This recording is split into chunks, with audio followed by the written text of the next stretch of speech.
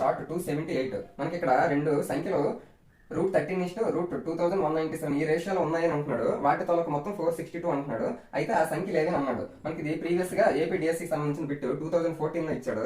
Options ఈ విధంగా ఉన్నాయి. మన ఆప్షన్స్ లో అన్ని నెంబర్స్ కూడా ప్లస్ చేస్తే 462 వస్తుంది. కాబట్టి ఆప్షన్స్ ప్రకారంగా వెళ్ళలేము. ఇప్పుడు ఇక్కడ ఈ విధంగా మనకి రెండు నిష్పత్తులు ఇచ్చాడు కదా. ఇప్పుడు ఇక్కడ √13 ఇచ్చాడు, ఇక్కడేమో 2197 ఇచ్చాడు. ఈ 2197 ని మనం 13 తో డివైడ్ చేస్తే ఏమొస్తుందో చూద్దాం. 13 1 13, ఇంకా ఎంత ఉంటుంది? 8 ఉంటుంది. 8 పక్కన 9 అంటే 89. 13 6 78. ఇంకా ఎంత ఉంటుందంటే మనకి 11 ఉంటుంది. 11 పక్కన 7 అంటే 117. 13 9 179. ఆ విధంగా 116. ఆ విధంగా చూస్తే మనకి √13 ఇప్పుడు 2197 ఏ విధంగా రాయొచ్చు అంటే √13 × 169 గా రాయొచ్చు.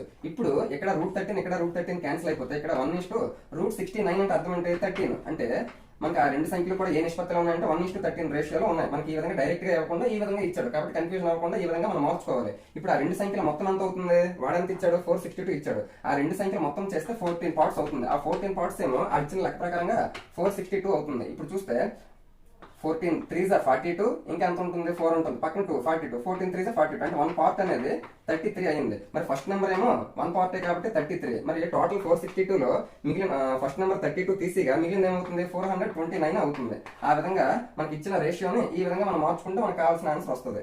Option 1 is the correct answer. Thank you.